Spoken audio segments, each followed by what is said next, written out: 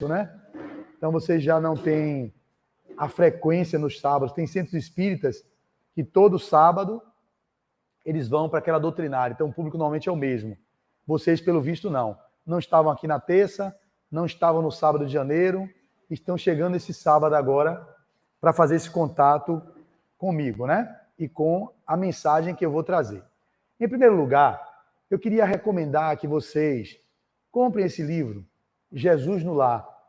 É um livro belíssimo e é de uma singeleza as mensagens e de uma profundidade incomparável. O espírito Neio Lúcio, por Chico Xavier, traz verdadeiras pérolas que servem para que vocês utilizem dentro do culto do Evangelho no lar. Então, quem aqui aplica o Evangelho no lar com a leitura do Evangelho segundo o Espiritismo, se vocês puderem dispor dessas obras que são Fonte Viva, né, que é a série de Emmanuel, Vinha de Luz, Ceifa de Luz, Caminho, Verdade e Vida, todas as obras que compõem a série Vinha de Luz ou Fonte Viva, elas são muito importantes também para abrir o Evangelho no lar ou para fazer a mensagem de encerramento. E um desses livros que são bem recomendados são esse aqui, ó, é esse. Eu já tinha lido vários capítulos para fazer palestras, mas eu tive a oportunidade de colocar o ano passado, em 20 de novembro de 2022, para ler com um grupo de leitura. E foi um livro que todo mundo amou. Foi um livro que todo mundo falava, que livro lindo, chorei o tempo todo. E olha que a gente leu corrido. A gente não leu meditando em cada mensagem. Então aqui, para vocês terem uma ideia, tem um capítulo chamado A Coroa e as Asas. Esse livro chegou na minha vida em 1999, 1998, se eu não me engano. Quando eu entrei no Espiritismo, em 1996, eu participava do movimento espírita lá na Casa de Oração Bezerra de Menezes, e a gente fez uma peça de teatro. E essa peça de teatro, eu fui um representante na peça, que fui o homem. E eu não esqueço, foi A Coroa e as Asas. É o capítulo, eu não marquei, mas aqui, o capítulo chamado A Coroa e as Asas. Aqui, capítulo 14, A Coroa e as Asas. Essa peça a gente rodou a Casa de Oração Bezerra de Menezes, que lá foi feita a base dessa construção dessa peça.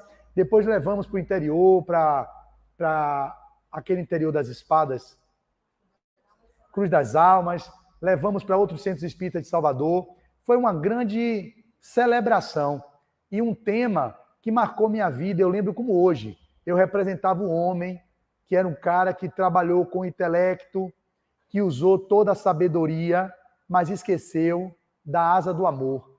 E aí ele teve que refazer o caminho para reconstruir-se, não só com a asa do intelecto, mas também com a asa do amor, que é fundamental. E a mensagem de hoje, ela me lembra a mensagem da Coroa e as Asas do capítulo 14. A de hoje é o capítulo 9. Vocês estão seguindo a sequência, Diego?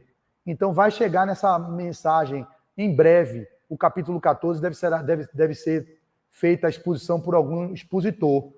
E vocês prestem atenção, se vocês estiverem aqui, lembre-se de mim, que naquela peça eu fui o homem. E foi lindo. Eu entrava no centro, na Cobem, e aí fazia com minha arrogância e prepotência, que é uma característica minha. Eu tenho traços de arrogância, de prepotência, de irritabilidade, de despotismo, que é o autoritarismo, que ainda vige na minha personalidade, fruto das construções do meu passado delituoso de iniquidades e dores, e também que eu vejo acessado em alguns momentos nessa atual existência. Só que o diferencial é que nessa existência eu estou atento a isso. Ou seja, meu movimento de autodescobrimento, de autoconhecimento, faz que quando esses ímpetos de violência, não violência física, porque eu não sou de briga, mas a violência verbal, a relação tóxica, a fala tóxica, que às vezes com palavras a gente destrói muito mais do que com atos físicos, né? Então eu sempre fico vigilante, percebendo, olha, você tem um déspota dentro de você, você é miseravão, você é um bicho, um animal de bruta raça. Só que antes eu não olhava para isso, eu passava desapercebido, ia tocando o barco, e vamos que assim mesmo. Hoje não, isso me incomoda. E hoje de manhã já me incomodei, olhando para mim, né, o tempo todo olhando para mim. Eu preparei a semana inteira com minha esposa para que o sábado fosse um sábado menos agoniante para mim, porque eu vou fazer essa palestra aqui, vou fazer uma palestra 4 horas da tarde lá no Teresa d'Ávila, 6 horas no Centro Fraterno Luz e Caridade, é o dia inteiro de palestras. E eu tenho que resolver algumas coisas em Salvador nesse intervalo, tenho que acabar esse livro aqui, 50 anos depois, porque é do grupo de leitura, e eu falto ainda umas 2 horas, eu estou dizendo aqui, o pessoal que estiver ouvindo já sabe, é um grupo que eu criei de leitura, esse é o meu 24º livro esse ano, de janeiro para cá, a gente cria um ritmo de leitura avassaladora. Esse livro eu estou lendo pela 3ª vez. Eu coloquei porque o grupo não leu, e eles todos estão impactados, estão se emocionando. Vocês, se não conhecem, leiam. Começa com há 2000 anos, depois vem 50 anos depois, que é a história de Emmanuel, que ele volta como escravo romano chamado Nestório. Depois vem Ave Cristo, Paulo Esteve e Renúncia. São 5 romances que vocês não devem passar nessa vida sem ter o contato, porque se vocês fizerem isso, é a maior maldade que vocês fazem a vocês mesmos por não entrar em contato com esse psiquismo tão elevado que Emmanuel nos traz e que nos envergonha. Eu me sinto constrangido quando eu leio esses livros, eu fico envergonhado, porque eu digo, meu Deus, eu sou esse cara aqui, os mais perversos sou eu, no sentido do que fui e que trago em mim. E esse livro me fez tocar com outros personagens assim, que eu digo, poxa, esse aqui eu identifico. Eu queria ser Célia, eu queria ser Ciro.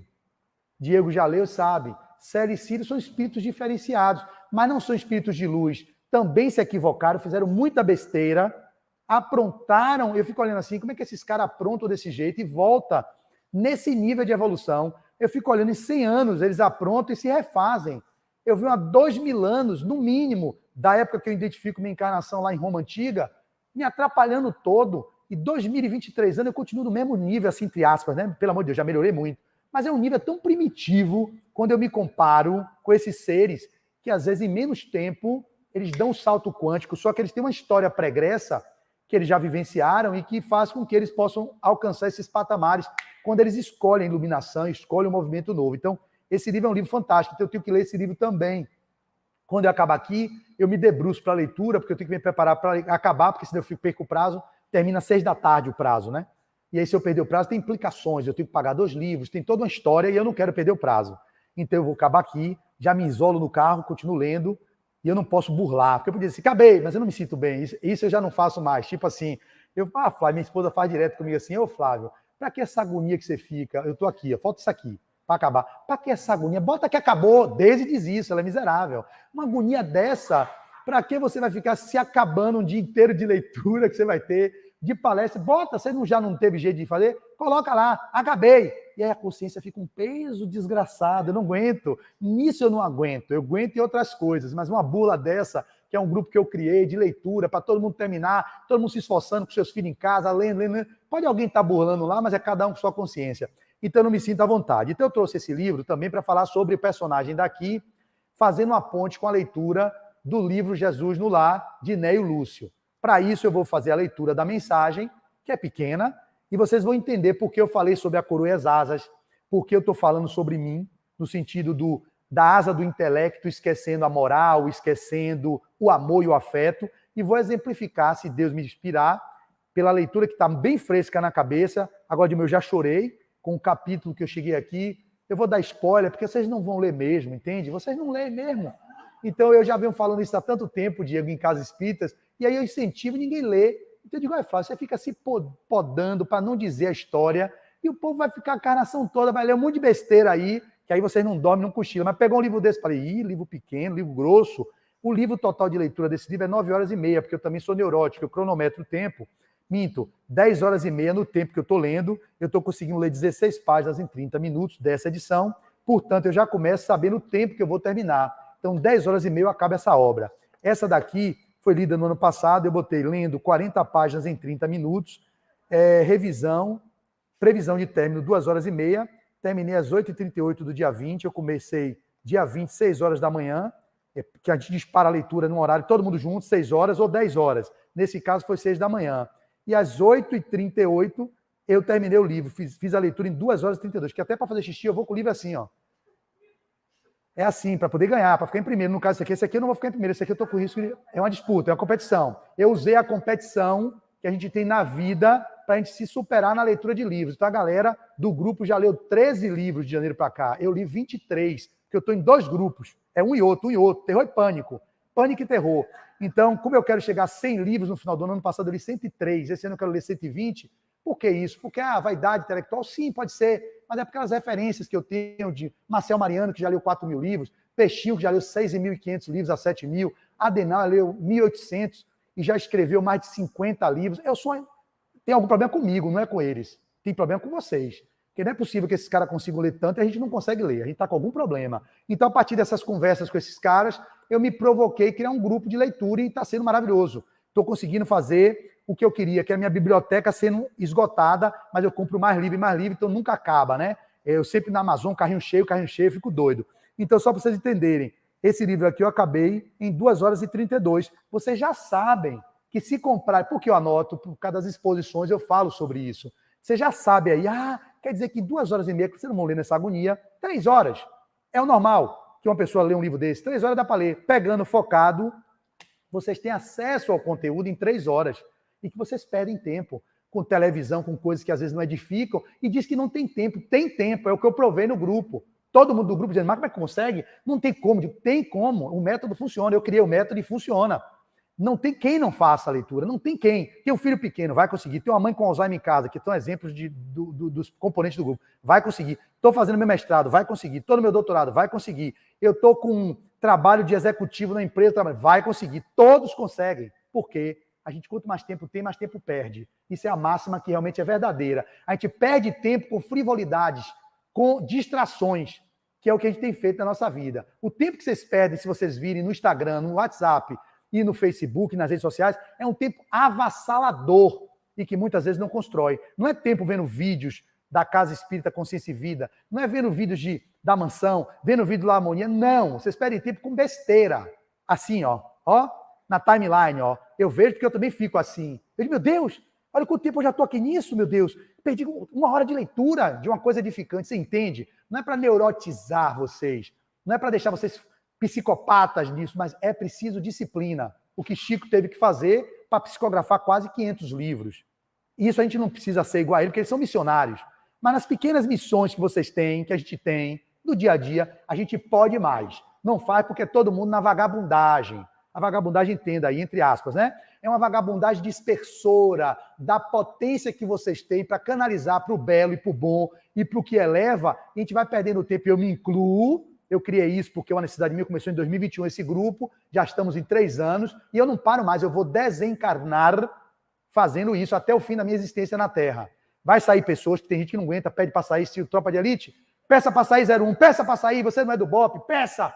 A galera sai, desiste porque não aguenta, o porradão é grande, mas sempre tem gente na espera, que eu vou abrindo vagas, em julho de 2023 eu entro mais um grupo, em janeiro, eu começo 1º de janeiro com a galera.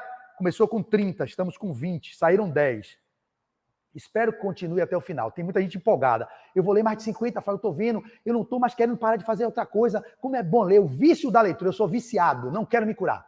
Não quero que me trate. Psiquiatra, psicólogo, não me trate disso. Compulsivo, obsessivo, na leitura, sou. E deixa eu ser até o fim da minha encarnação. Porque é uma coisa que você tem ganho sempre. É uma viagem que ninguém tira de você. Então, Jesus não lá é essa obra que vocês podem sair agora e comprar, se tiver, e já ler. Em 3 horas, 1 hora hoje, 1 hora amanhã, 1 hora segunda, acabou o livro. Olha que coisa vocês fazem, como é que consegue? Aí pega o livro, eu sei que vocês fazem isso, porque todo mundo faz, eu tenho expertise, quero fazer uma tese de mestrado, doutorado sobre isso, porque eu tenho prática disso. Ai, Flávio, como é incrível! Eu peguei 10 livros ano passado e eu não conseguia terminar nenhum, é tudo pelo meio, e no grupo com você aqui eu já consegui ler 13 de janeiro até agora. Que diabo é isso? Digo, método. A disciplina, a sabedoria de que tem alguém disputando, que alguém está lá lendo enquanto você está lá de bobeira vendo televisão. Você não vai perder tempo, então você não vai ficar divagando. Eu vou olhar aqui o cabelo, larga lá. Aí vai viver. Daqui a pouco esqueceu, aí volta de novo. O cérebro requer presença. Não importa se vocês leiam rápido ou devagar. Isso é uma máxima de Yogananda, Paramahansa Yogananda, num livro escrito Onde Existe Luz, se eu não me engano. Ele vai dizer assim, não importa o que vocês façam, se rápido ou devagar. Isso foi um achado para mim, porque eu tinha uma crise sobre isso, que as pessoas refutavam isso. E eu disse, não é possível. Eu percebo que eu leio, eu capto conteúdo. Não é leitura dinâmica. Não vale no grupo. A leitura do cara que vende o método, que você lê 3 páginas em 1 minuto. Já tentei isso, nem um demônio. 1, 2, 3, não consigo. Eu digo, meu Deus, como é que esse cara consegue ler 3 páginas, só se for de um livro desse tamanhinho, Minuto de Sabedoria. Aí sim. Como não é caractere, eu já tentei ver que não dá. O método dele, ele ensina para isso. Eu não quero aprender o método dele, tanto que eu não compro o método dele, porque eu não quero me contaminar a ler desse jeito, e aí eu vou implicar no grupo uma mudança que é desleal. A gente pode ler rápido, com presença, para a generalidade dos estudos, na mente, sem ficar silabando as palavras. Tem todo um método, mas não leitura dinâmica, passar a vida assim, não, isso não vale. Então, quando eu pego esse livro e digo que eu consigo lê-lo em 2 horas e pouco, é com presença e velocidade para o cérebro, que ele é nutrido por isso, como o Yogananda vai dizer. E aí eu entro no meu processo já falando sobre isso, para vocês entenderem o intelecto, o desvio que a gente pode ter de função e se identificar com a proposta do que vocês vieram fazer. O que é a proposta de vocês? Qual o propósito de vocês? Às vezes é um propósito pequeno como esse meu, fazer grupo de leitura com 10 pessoas em um e 10 no outro, 20 pessoas, onde eu promovo a leitura edificante e o pessoal, todo mundo grato por estar lendo 20, 30 livros. O ano passado o pessoal que ficou até o final leu 50. E ninguém imagina que vai ler 50 livros no ano. A meta é 50 livros até 31 de dezembro a gente consegue. No 2021 eu li 72, a galera leu 50, 51. 2022, eu comecei em 21, eu li 103, eu digo, não, se eu cheguei em 78, eu posso ler 100. Li 103, esse ano eu quero ler 120. Isso é minha meta, e vou ler. Então, o que foi que o Yogananda disse? Ele disse assim, olha, isso não me torna melhor do que vocês não, viu, gente? É só para dizer, não me torna melhor porque tem gente intelectual que lê 200, 300, tá matando gente, fazendo miséria. Isso é a asa do intelecto, que não denota a evolução moral. Tem gente aí na favela, no gueto, que não lê nada, é levado moralmente muito mais do que eu. Mas a gente não cresce, e aí está na coroa e as asas, e está na mensagem de hoje, não há como o saber evoluir sem o amor. As duas asas têm que estar equilibradas. Então eu posso estar hipertrofiando a asa do intelecto, isso pode ser, mas não adianta, eu não dou o salto quântico na evolução se eu também não trabalho a asa do amor. Eu tenho que evoluir com as duas asas, está na codificação. O avanço intelectual antecede o avanço moral. Mas um independe do outro. Ou seja, eu posso ter crescido em outras vidas intelectualmente, nessa vida via analfabeto de pai e mãe. Mas não significa que eu já não tive um saber acumulado, mas nessa característica dos meus atributos dessa vida, eu não estou precisando muito desenvolver a minha intelectualidade, a cognição, ou no sentido que eu digo de um acadêmico, não preciso. Eu vim trabalhar a humildade, o afeto e o amor, que eu posso também, como um grande intelectual, ter humildade, amor e afeto. Não é isso. Mas existem espíritos na literatura que mostram isso, que vêm com a humildade. Chico Xavier, você acha que já não teve uma vida de conhecimento intelectual imenso? Claro, mas veio com o primário. Você acha que Divaldo já não foi um acadêmico retado? Veio com o 2º grau completo. Então não é isso. Mas às vezes a missão é evoluir um outro lado da moral, que às vezes a gente esquece. Então, quando a Yogananda disse assim, ó, não importa que vocês façam qualquer coisa, não é só leitura não, rápido ou devagar, o importante é a presença. Isso foi um achado para mim. Ou seja, se eu estou lendo esse livro com uma velocidade rápida, mas eu estou presente, com a mente presente no que eu estou fazendo, você pode ler com a velocidade da luz. Você está no fluxo da energia. Mas se eu estou lendo rápido, atropelando aqui, pensando em outra coisa, não adianta, você não está presente, você não está captando nada. Ou se você está lendo devagar, não, só leia devagar. Diante dos companheiros, André leu expressivo e está com a mente pensando, mas meu Deus, o WhatsApp, daqui a pouco, minha mãe que vai me chamar para ir para não sei o quê, e o menino que vai para a escola, não sei da coisa, não adianta nada, não há presença, você perde até mais tempo em ler desse jeito do que se você parasse naquela hora, largasse o livro de lado e fosse fazer outra coisa. Então, o que é que o mensageiro do amor vai nos trazer? Falava-se na reunião com respeito à preponderância dos sábios na Terra. Olha o que eu estou falando sobre sabedoria, não é nada desconectado, cara. Eu pensei, por que você falou tanta coisa de livro? Eu não bolo palestra antes. Eu não. É uma coisa que eu vou dizer para vocês aqui também publicamente, já que eu estou começando o dia de 3 palestras. Não há preparo. Só preparo o quê? O tema é esse, leio o capítulo, ouço vídeos de pessoas falando sobre o tema. Vou pegando na internet, Haroldo Dutra, Arthur Valadares, Peixinho, Marcel Mariano, os palestrantes que eu gosto, né? Vou vendo todo mundo, poxa, ninguém falou sobre isso, não tem o capítulo exato eles falando. Eu ouço. E eu vendo no carro, me pedindo inspiração. Quando chega aqui, é que a coisa vai conectando tudo. E eu fico, não há um planejamento. Se eu fizer PowerPoint, Deus meu pai. Eu não consigo ficar fazendo palestra com PowerPoint. Nem escrevendo roteiro aqui, eu fico engessado. Eu não sou essa contribuição que eu sei que eu sou. Eu tenho que saber o meu mérito, de eu ter o mérito. Essa coisa de ser magnetizador de plenária, eu tenho porque eu faço assim. É na espontaneidade. Não é uma coisa previamente estabelecida. É aqui. Às vezes eu faço besteira, falo muita besteira. De pô, que besteira. Quando eu vejo o vídeo, meu Deus, eu não ando vendo, mas eu fiz tanta besteira hoje, meu Deus, por quê? Eu vou ter que refazer aquilo.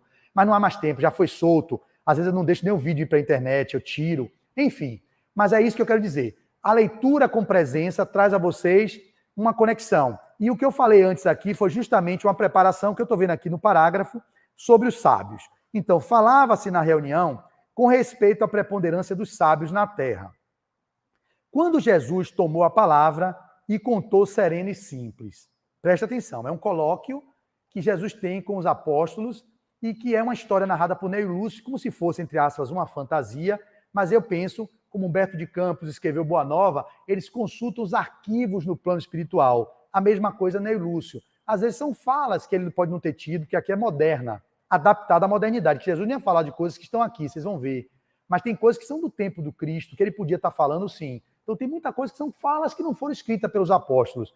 Tem nos bastidores, nos livros de Amélia Rodrigues, que é uma das grandes poetisas do Evangelho, Humberto de Campos, que é um livro que eu recomendo, Boa Nova, é um dos livros mais lindos, eu já li 5 vezes Boa Nova. Peixinho já leu 20 vezes, salvo engano, mais de 20. Eu já li 5, porque é um livro impagável para mim.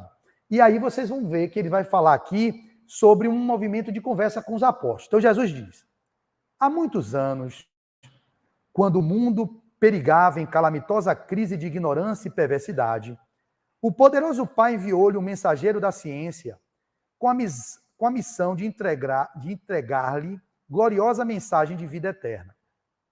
Olhe bem, um cara da ciência. Tomando forma nos círculos da carne, o esclarecido obreiro fez-se professor e sumamente interessado em letras, apaixonou-se exclusivamente pelas obras da inteligência, afastando enojado da multidão inconsciente e declarando que vivia numa vanguarda luminosa, inacessível à compreensão das pessoas comuns. Ele é o cara. Cientista, se apegou às letras, professor, mas a ralé e os párias eu não quero contato, não.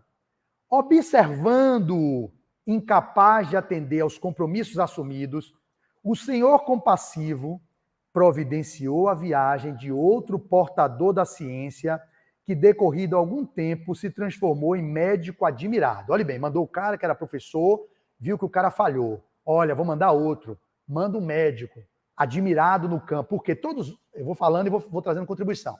Não acho que André Luiz, porque tem aquela obra magistral, a série da Vida no Mundo Espiritual, começando com o Nosso Lar e terminando com E a Vida Continua. Não é por isso que ele tem aquele nível lá de contribuição que ele vai mergulhar na carne e não tem o risco de falir.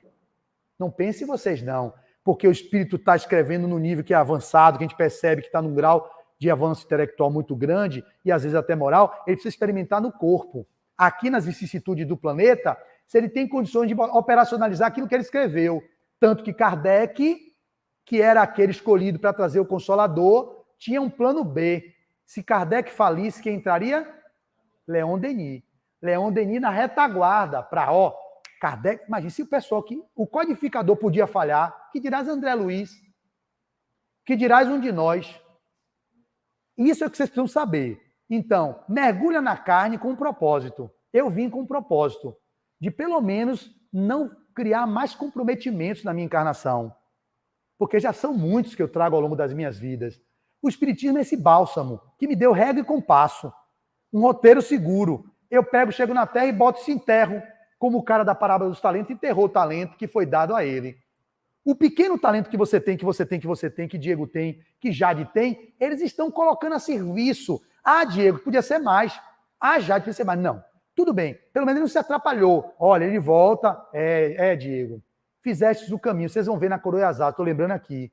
Mas precisarás refazer o caminho. Retorna.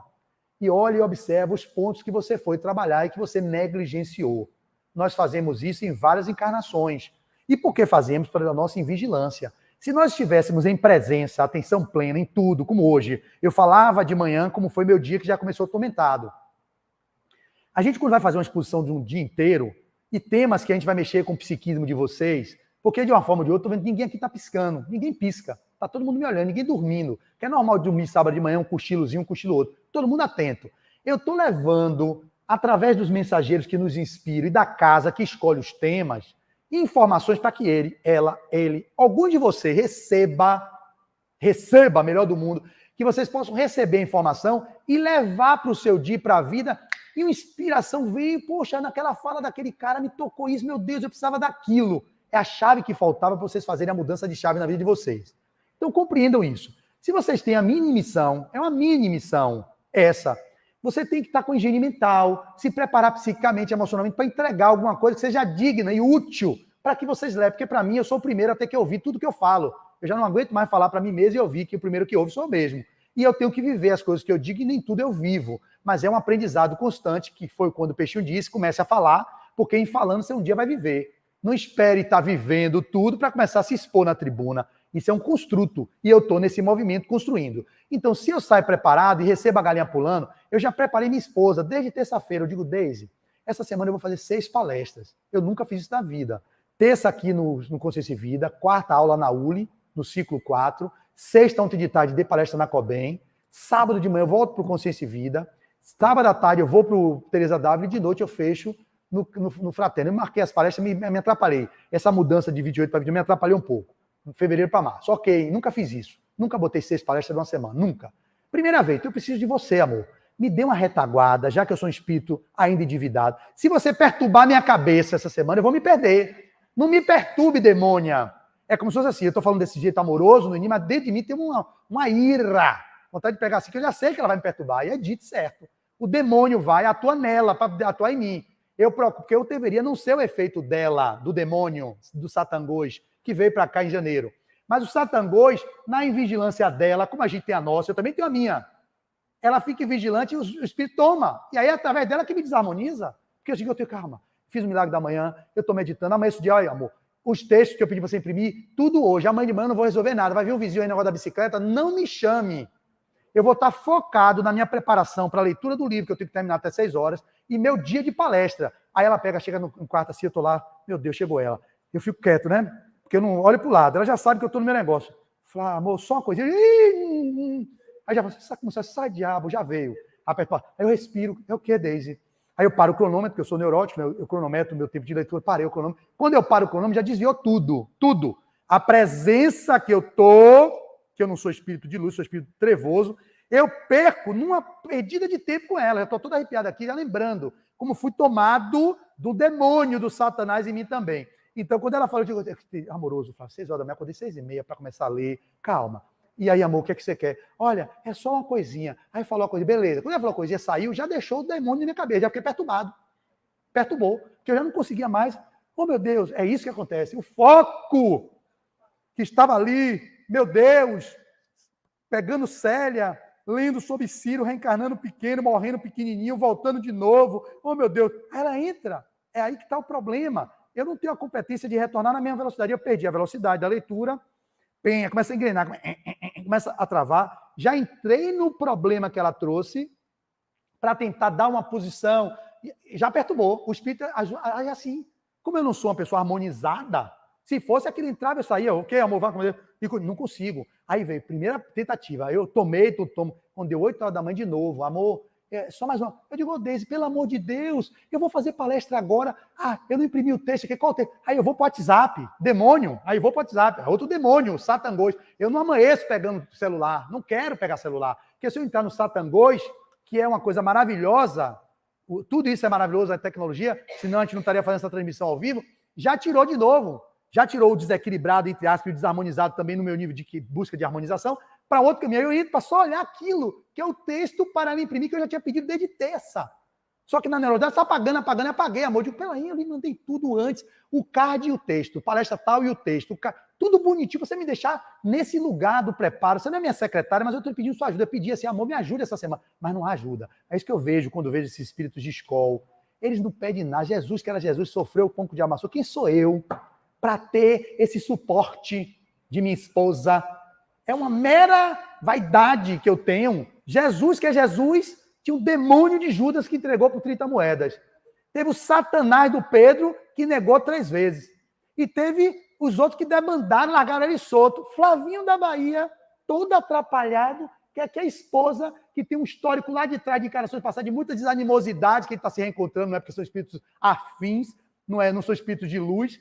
E aí eu vou querer dela essa compreensão. Claro que não, mas eu fico na minha mimimizeira, no meu lado do meu mimimi, de querer isso, pelo menos um pouquinho. Pelo menos hoje, demônia. Mas não tem a demônia. Aí a demônia só de casa, já falando, eu gritando com ela. Aí eu saí, vim para cá, esqueci o quê?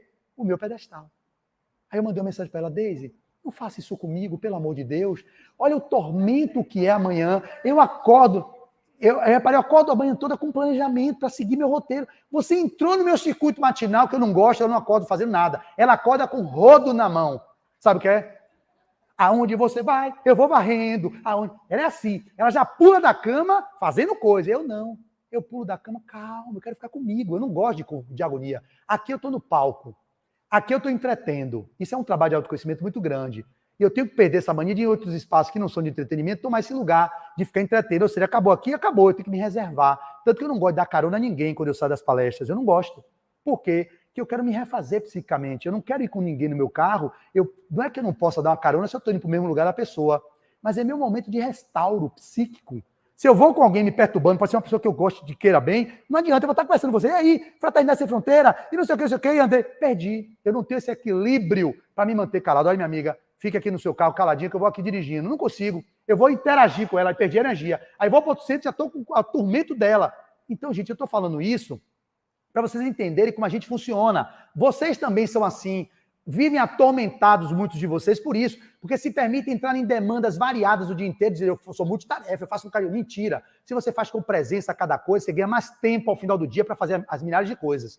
Essas pessoas que falam assim, eu sou multitarefa, eu faço um monte de coisa junto, perde uma energia imensa. Se você foca nessa tarefa, conclui essa, você no final do dia você diz, poxa, eu concluí milhares de tarefas e a energia vital não foi perdida, porque a perturbação na mente é onde você perde mais energia, onde você gasta mais ATP, onde você consome mais glicose, onde você consome mais energia. Então isso é um estudo que eu tenho feito comigo para compreender como a gente funciona e tentar levar para a vida alguma contribuição para vocês olharem para vocês. Só que eu só posso saber disso olhando para dentro.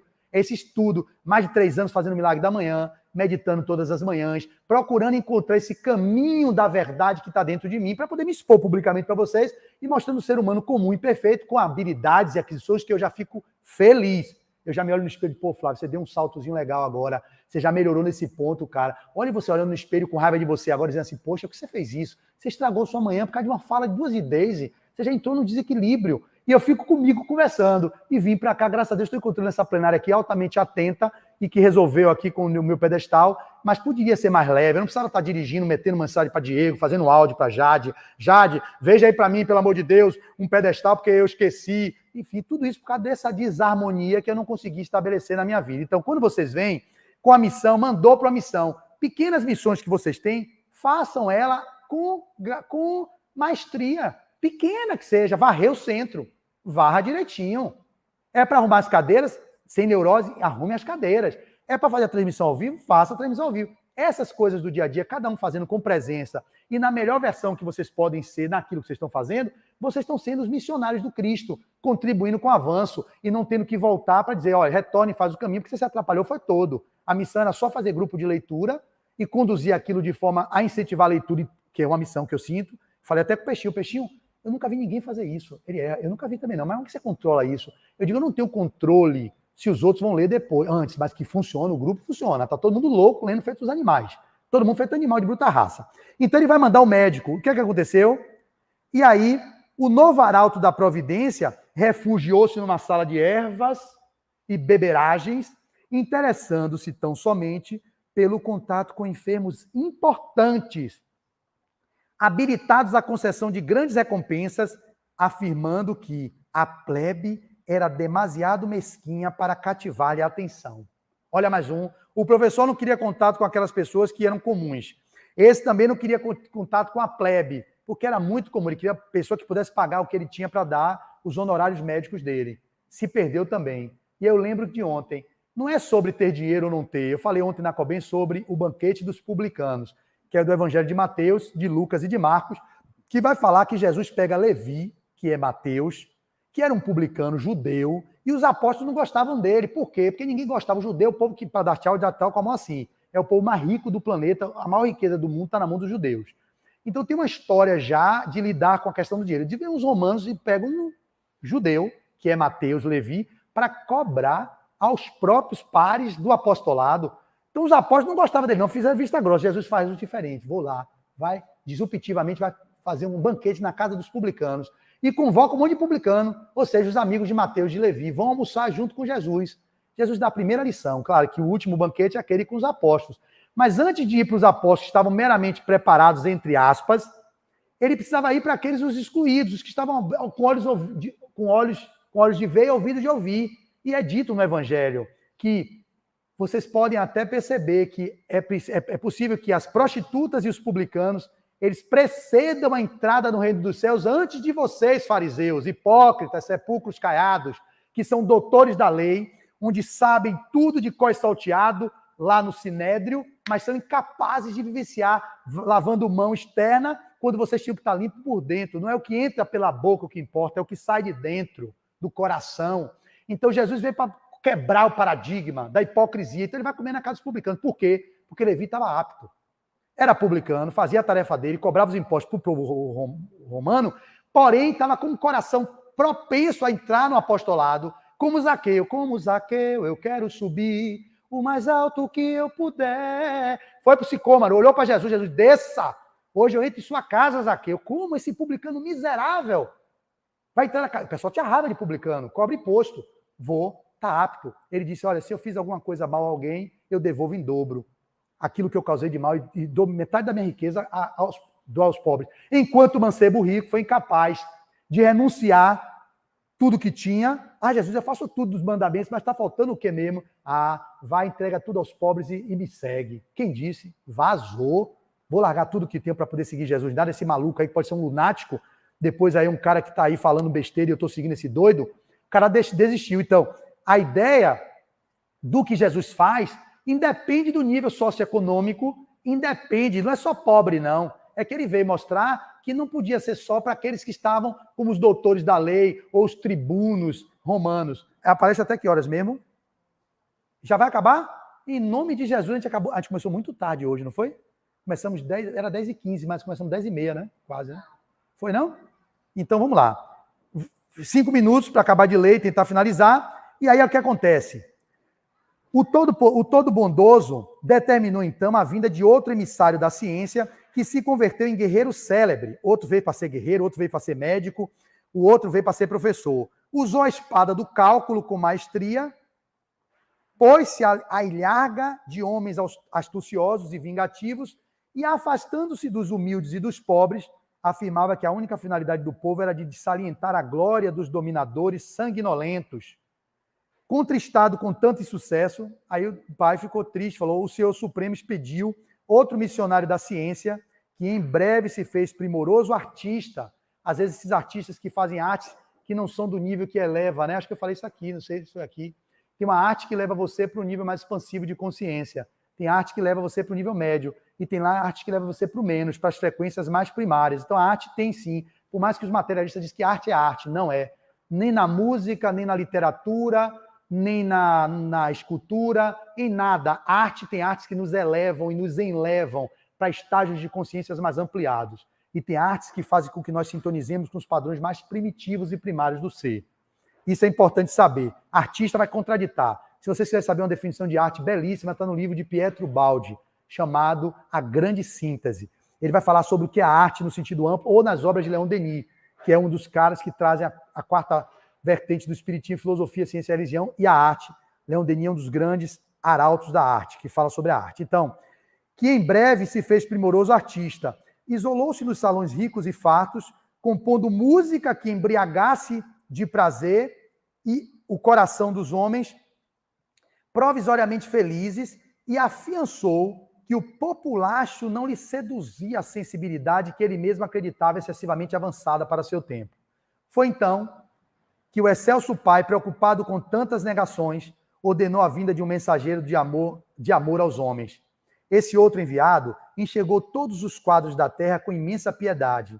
Compadeceu-se do professor, do médico, do guerreiro e do artista, tanto quanto se comoveu ante a desventura e a selvageria da multidão, e, decidido a trabalhar em nome de Deus, transformou-se no servo diligente de todos, passou a agir em benefício geral e, identificado com o povo que viera a servir, sabia desculpar infinitamente e repetir 1000 vezes o mesmo esforço ou a mesma lição. Se era humilhado ou perseguido, buscava compreender, na ofensa, um desafio benéfico à sua capacidade de desdobrar-se na ação regeneradora, para testemunhar reconhecimento à confiança do Pai que o enviara. Por amar, sem reservas, os seus irmãos de luta, em muitas situações foi compelido a orar e pedir o socorro do céu. Perante as garras da calúnia e do sarcasmo, entretanto entendia nas mais baixas manifestações da natureza humana dobrados motivos para consagrar-se com mais calor à melhoria dos companheiros animalizados, que ainda desconheciam a grandeza e a sublimidade do Pai benevolente que lhes dera o ser. E, finalmente, foi assim, fazendo-se o último de todos, que conseguiu acender a luz da fé renovadora e da bondade pura no coração das criaturas terrestres, elevando-as a mais alto nível, com plena vitória na divina missão de que for investido. Houve ligeira pausa na palavra doce do Messias, e ante a quietude que se fizera espontânea no ruidoso ambiente de minutos antes, concluiu ele com expressivo acento na voz.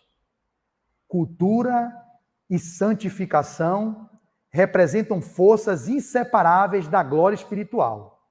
A sabedoria e o amor são as duas asas dos anjos que alcançaram o trono divino. Mas, em toda parte, quem ama segue à frente daquele que simplesmente sabe. Tudo que eu falei antes fez a finalização da mensagem. Quem ama segue à frente daquele que simplesmente sabe. Então não adianta, Flávio, hipertrofiar o intelecto. Não adianta as pessoas quererem fazer a vida no movimento do saber e esquecer do essencial, que é o amar. E é esse o exemplo que eu finalizo da história dela, que era uma menina simples e humilde e que viveu como Célia e na renúncia da sua vida, da sua jovialidade, se entregou em amor, em holocausto ao Cristo.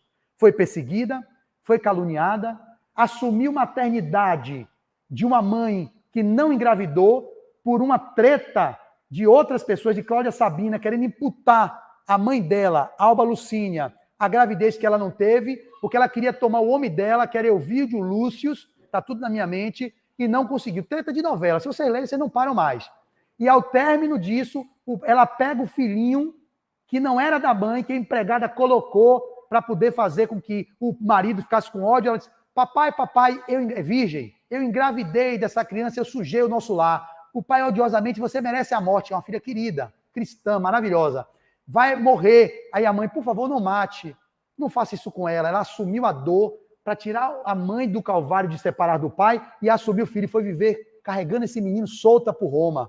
Até que ela foi parar no monastério e, como uma servidora, como um homem que foi, se tornou homem, vestiu a roupa de homem para se tornar irmão Marinho, vocês vão esquecer, para entrar no monastério. Ela ficou servindo ali humildemente, que o cara do monastério ficou com raiva dela, porque ela estava dando lições do cristianismo primitivo e o cara já estava no século II, estipulando o cristianismo, que é o catolicismo que temos hoje, cheio de honras, glórias externas, culto aos deuses, impregnando o paganismo que começou lá atrás no século II, da cultura do romano, que fez com que o catolicismo, que eu já fui católico, vivesse essa impregnação de várias ritualísticas e de várias liturgias, não uma crítica ao catolicismo, mas a perda do movimento cristão que os franciscanos não aceitam tanto. Não é à toa que o Papa é Papa Francisco, e nós sabemos que ele é um dos franciscanos que viveu com São Francisco de Assis. E ela, no final da obra, que eu já sei o final, porque eu já li, estou lendo para a terceira, quarta vez, ela vai simplesmente agora ser caluniada, dizendo que ela é mãe de um menino, de um romano, que na estalagem onde ela fazia compras,